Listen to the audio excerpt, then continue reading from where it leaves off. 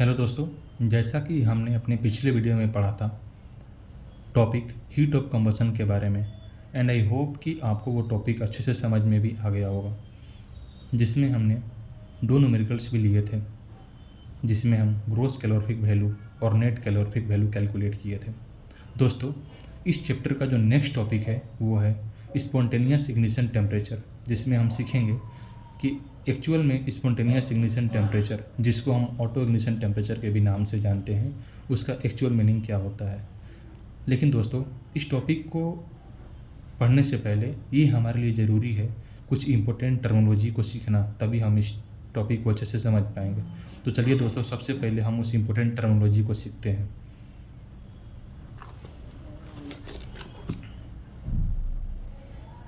हम देख सकते हैं दोस्तों यहाँ पे तो सबसे यहाँ पे की टर्मिनोलॉजी, जिसमें हम चार इम्पोर्टेंट टर्मिनोलॉजी के बारे में सीखेंगे। जी, सबसे पहला है फ्लैश पॉइंट, दूसरा है फायर पॉइंट, तीसरा है इग्निशन टेम्परेचर और चौथा है पाइलोटेड इग्निशन टेम्परेचर। चलिए दोस्तों, सीखते हैं सबसे पहले फ्लैश पॉइंट क्या होता है। It is the minimum temperature at which a liquid fuel produces sufficient vapour to form a flammable mixture with air near the surface and the mixture flashes briefly but does not sustain combustion. इसका मतलब क्या हुआ दोस्तों कि flash point वो minimum temperature होता है जिसके ऊपर जो लिक्विड फ्यूल है वो इतना सफिशियंट वेपर प्रोड्यूस कर दे ताकि जो हमारे पास फ्यूल है वो एक फ्लेमेबल मिक्सचर बना पाए एयर के साथ near the surface of fuel. और ये जो दोस्तों जो मिक्सचर बनता है ये बहुत ही थोड़े समय के लिए बर्न होता है, फिर वो बुझ जाता है, वो कंबशन को सस्टेन नहीं कर पाता। दूसरा जो हमारे पास टर्म है वो है दोस्तों फायर पॉइंट, जो क्या होता है कि it is the minimum temperature at which a liquid fuel produces vapour at a rate sufficient to sustain continuous combustion after ignition. जिसका मतलब क्या हुआ दोस्तों कि वो मिनिमम टेम्परेचर जिसके ऊपर जो लिक्विड फ्यूल है वो वेपर को प्रोड्यूस करे, इस रेट से वेपर को प्रोड्यूस करे कि वो रेट सफिशिएंट हो जाए कंप्लीट कंटिन्यूअस कंबशन को सस्टेन करने के लिए आफ्टर इग्निशन, यानी इग्निशन देने के बाद। And it is always slightly above flash point. और ये जो दोस्तों फायर पॉइंट होता है वो हमेशा थोड़ा सा फ्लैश पॉइंट से ज़्यादा होता है। जो तीसरा टर्म है दोस्तों वो है इग्निशन टेम्परेचर, जिसके में क्या, it is the minimum temperature at which a fuel ignites spontaneously without a spark और फ्लेम। इसका मतलब क्या है दोस्तों कि वो मिनिमम टेम्परेचर जिसके ऊपर जो फ्यूल है वो अपने आप इग्नाइट हो जाए, बिना कोई स्पार्क दिए या फिर बिना फ्यूल दिए अपने आप वो फ्यूल का इग्निशन हो जाना, वो मिनिमम टेम्परेचर के ऊपर, जिसके बोलते हैं हम ignition temperature.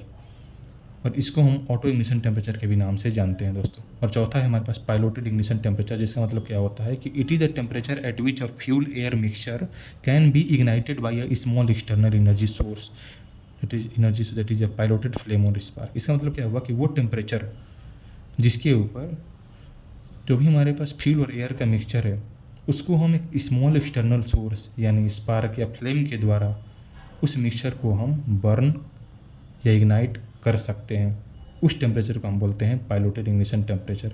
And it is always lower than auto ignition temperature. और दोस्तों ये जो पाइलोटेड इग्निशन टेम्परेचर होता है ये हमेशा कम होता है किससे, इग्निशन टेम्परेचर यानी ऑटो इग्निशन टेम्परेचर से। चलिए दोस्तों, अब हम सीखते हैं अपना आज का टॉपिक, जो कि है स्पॉन्टेनियस इग्निशन टेम्परेचर। इसमें क्या है दोस्तों, चलिए देखते हैं इसको।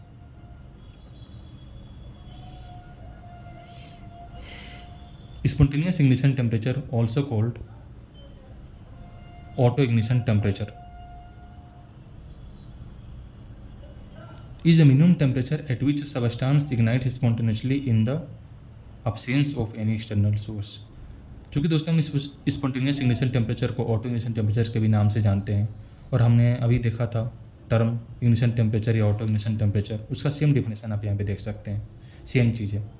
लेकिन यहाँ पे हम सीखेंगे अभी मैकेनिज्म ऑफ स्पॉन्टेनियस इग्निशन, जिसका मतलब ये है कि एक्चुअल में ऑटो इग्निशन कैसे होता है। जैसे कोई भी फ्यूल रखा हुआ है उसका खुद से इग्नाइट हो जाना, उसके पीछे क्या मैकेनिज्म है जिससे वो जो हमारे पास फ्यूल है वो खुद से इग्नाइट हो गया, उसके पीछे मैकेनिज्म क्या है, किस तरीके से होता है वो चीज़, इस चीज़ को हम सीखेंगे।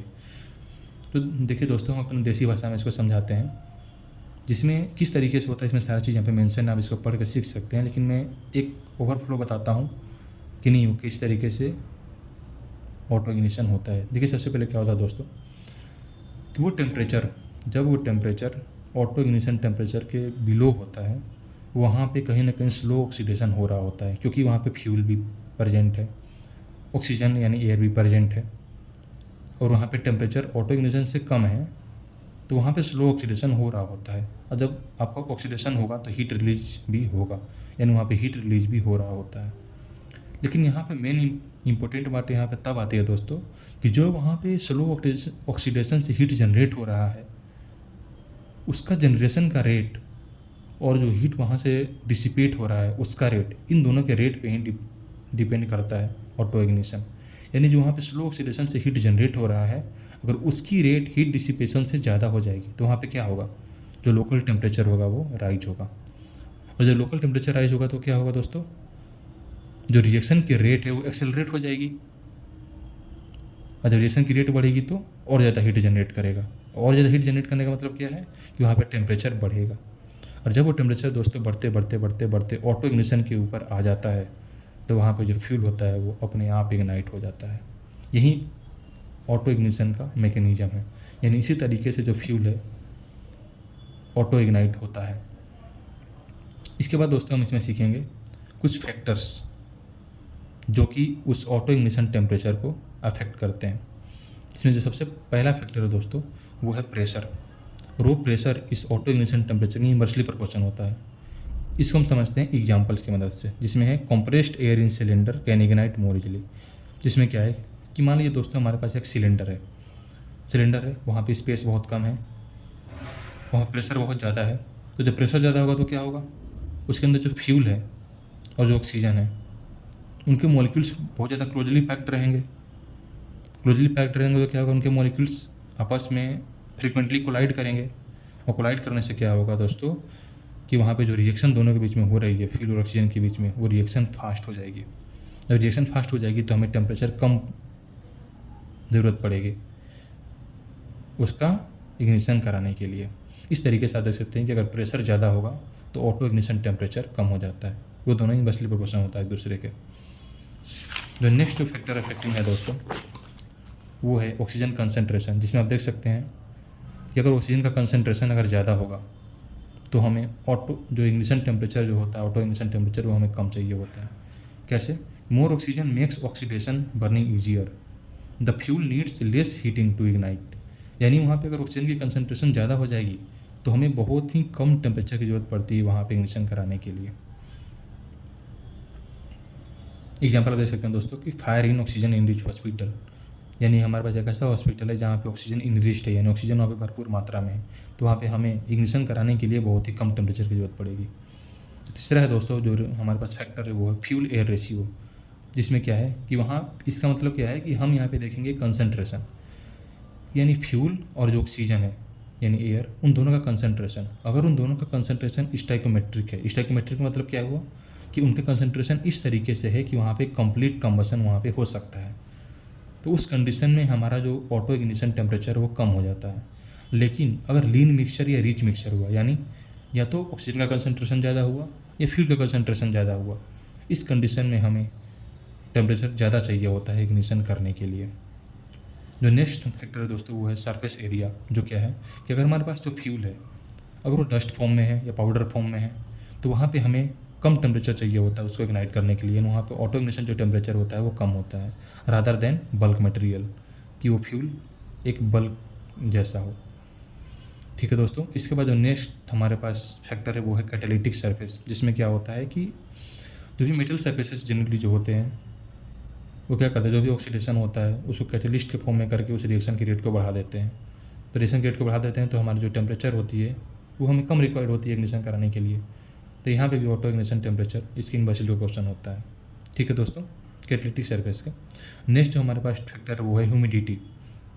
ह्यूमिडिटी मतलब क्या है यहाँ पे कि अगर ह्यूमिडिटी है यानी वहाँ पे जो वाटर वेपर अगर होगा वहाँ पे होगा तो हमारे पास जो रिएक्टेंट है, जो फ्यूल है ऑक्सीजन और हमारे पास एयर ऑक्सीजन है, वहाँ पे अगर वाटर वेपर वगैरह होगा तो जो रिएक्टेंट है उसको डाइल्यूट कर देगा तो हमें ज़्यादा टेम्परेचर चाहिए उसको इग्नाइट करने के लिए। इस तरीके से आप देख सकते हैं कि अगर वाटर वेपर होगा तो इग्निशन टेम्परेचर हमें ज़्यादा चाहिए होता है रिएक्शन को कराने के लिए। इसके बाद दोस्तों देखते हैं इस टॉपिक के ऊपर बेस्ड एक न्यूमेरिकल है जिसको हम चलिए देखते हैं न्यूमेरिकल ये रहा दोस्तों, जिसमें क्या है चलिए पढ़ते हैं। A chemical storage area has an operating surface temperature of 280 degree centigrade. यानी हमारे पास एक केमिकल स्टोरेज एरिया है जहाँ की जो टेम्परेचर है, जो इन्वायरमेंट की जो टेम्परेचर है यानी जो ऑपरेटिंग टेम्परेचर है दोस्तों वहाँ की 280 डिग्री सेंटीग्रेड है। और उस एरिया में हम 3 सॉल्वेंट को स्टोर करके रखे हैं। इसमें पहला है हमारे पास पेट्रोल जिसका ऑटो इग्निशन टेम्परेचर इतना है, दूसरा है एसीटोन जिसका ऑटो इग्निशन टेम्परेचर इतना है, और तीसरा है डीजल जिसका ऑटो इग्निशन टेम्परेचर इतना है। तो हमें निकालना क्या है कि which solvent are at risk of spontaneous ignition. यानी इसमें से कौन सा ऐसा सॉल्वेंट है जिसका ऑटो इग्निशन होने का रिस्क ज़्यादा है। इसको हम कैसे सॉल्व करेंगे दोस्तों, आप खुद सोचिए कि हमें हर एक सॉल्वेंट का ऑटो इग्निशन टेम्परेचर दिया हुआ है और जहाँ भी इसको स्टोर किया गया है वहाँ की ऑपरेटिंग टेम्परेचर भी दिया गया है। तो हम क्या करेंगे, सिंपल सा इस ऑटो इग्निशन टेम्परेचर को और ऑपरेटिंग टेम्परेचर को कंपेयर कर लेंगे। अगर ऑटो इग्निशन टेम्परेचर उसी ऑपरेटिंग टेम्परेचर से अगर ज़्यादा हो जाएगा तो वो फ्यूल इग्नाइट नहीं होगा, लेकिन अगर कम रहेगा तो इग्नाइट हो जाएगा। सबसे पहले देखते हैं इसमें comparison of auto ignition temperature AIT with operating temperature. ठीक है, सबसे पहले पेट्रोल का देखते हैं। इसका ऑटो इग्निशन टेम्परेचर कितना है 246 डिग्री सेंटीग्रेड और ऑपरेटिंग टेम्परेचर कितना है 280 डिग्री सेंटीग्रेड। यानी जो ऑपरेटिंग टेम्परेचर है वो ऑटो इग्निशन टेम्परेचर से ज़्यादा है। तो ये क्या होगा, petrol is at high risk of come spontaneous combustion, यानी इसका ऑटो इग्निशन हो जाएगा। क्योंकि इसका ऑटो इग्निशन ही कितना है 246, यानी 246 अगर टेम्परेचर मिलेगा तो ये ऑटो इग्निशन इसका हो जाएगा। लेकिन हम इसको रख कहाँ रहे हैं 280 में रख रहे हैं, तो वैसी बात है दोस्तों कि ये इग्नाइट हो ही जाएगा। दूसरा है हमारे पास एसीटोन जिसका ऑटो इग्निशन 465 है, लेकिन हम इसको रखे कहाँ पे 280 में ही रखे हैं। इसके साथ कुछ नहीं होगा, सेफ रहेगा हमारे पास। तीसरा है हमारे पास डीजल जिसका ऑटो इग्निशन 210 डिग्री सेंटीग्रेड है, ऑटो इग्निशन ही इतना है लेकिन हम उसको रखे कितना है 280 में, तो ऑब्वियस सी बात है कि ये भी स्पॉन्टेनियस यानी इसका ऑटो इग्निशन इसका हो ही जाएगा। इस तरीके से हम बोल सकते हैं कि अगर फायर इंजीनियरिंग कंक्लूजन अगर हम कंक्लूजन के ऊपर चले तो जो operating surface temperature must be reduce below 210 degree centigrade to be safe for all the 3 fuel. यानी अगर उस एरिया में अगर हमें तीनों जो सॉल्वेंट अगर स्टोर करना है तो ये दोस्तों हमें इंश्योर करना है कि उस एरिया का टेम्परेचर मस्ट है कि 210 डिग्री सेंटीग्रेड से कम करना पड़ेगा, तभी हम तीनों सॉल्वेंट को स्टोर कर पाएंगे, अदरवाइज हम स्टोर नहीं कर सकते। या फिर हम एक काम और कर सकते हैं कि जो पेट्रोल और डीजल है उसको हम इस एरिया से रिमूव कर सकते हैं। तो आप देख सकते हैं दोस्तों यहाँ पे एक हमारा न्यूमेरिकल हो गया। इसके बाद अपने अगले वीडियो में नेक्स्ट टॉपिक के बारे में पढ़ेंगे दोस्तों, जिसमें है वह एडियाबैटिक फ्लेम टेम्परेचर के बारे में पढ़ेंगे और अच्छे से उसको सीखेंगे, अच्छे अच्छे कॉन्सेप्ट भी सीखेंगे, न्यूमेरिकल भी देखेंगे। तो थैंक यू दोस्तों, जय हिंद।